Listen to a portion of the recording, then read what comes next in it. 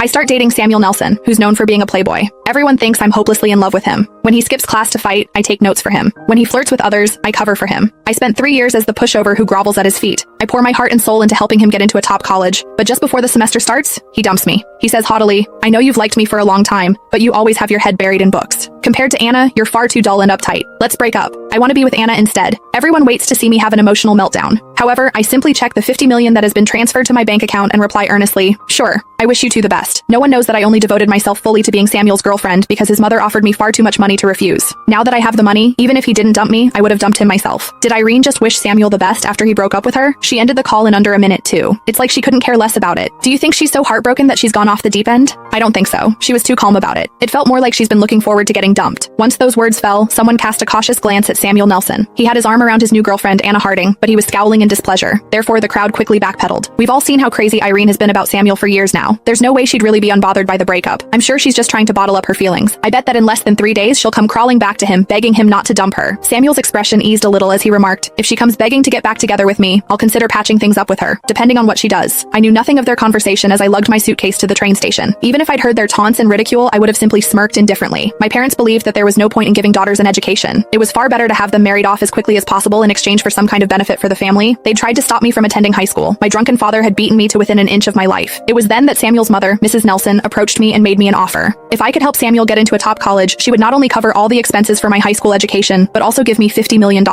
Had it not been for that, I would never have latched myself onto Samuel, who was famous for being the hottest guy in school, but also the one who should never be crossed. I wouldn't have let myself be at his beck and call, like the most loyal pushover. For 3 whole years, I did everything I could to turn the arrogant and defiant slacker into a high-achieving student who managed to earn a spot at a top college. Now that my mission was complete, I could finally leave with the money. I was nothing if not thrilled. During the 3 months of summer vacation, I got my foreign language certification and achieved intermediate proficiency in the Farvian language. I was able to successfully enroll in a college abroad. As I was about to board my flight to Bari in the country of Farvia, I got a message from Samuel, who seemed to want to mend our relationship. "Why did you block me everywhere? It's been an entire summer, Irene. Haven't you thrown your tantrum long enough? Even though Anna and I have gotten together, you and I can still be friends. Stop kicking up a fuss and unblock me." Every word dripped with his usual haughtiness. He seemed certain that I'd do what I'd done the last 3 years, that regardless of the ways he would willfully trample on my feelings, I would still obediently return to his side. I took out my SIM card and deftly broke it in half before tossing it into the trash can at the airport. With it, I discarded my unbearable past, which had been filled with schemes and humiliation. The plane soared through the sky, leaving all of my past behind. I started a new life in Bari with the $50 million from Mrs. Nelson. I chose to study at the top design academy. My days were filled with learning a new language, becoming familiar with a new culture, and balancing a heavy course load. Everything was a new challenge. But here, I didn't need to appeal to Samuel or a family that suffocated me. Instead, I was surrounded by my pencils, my sketches, and my dreams of the future. The years flew by in a blur. As a result of my hard work and talent, my jewelry designs began to shine at the major fashion week. I won several prestigious international awards.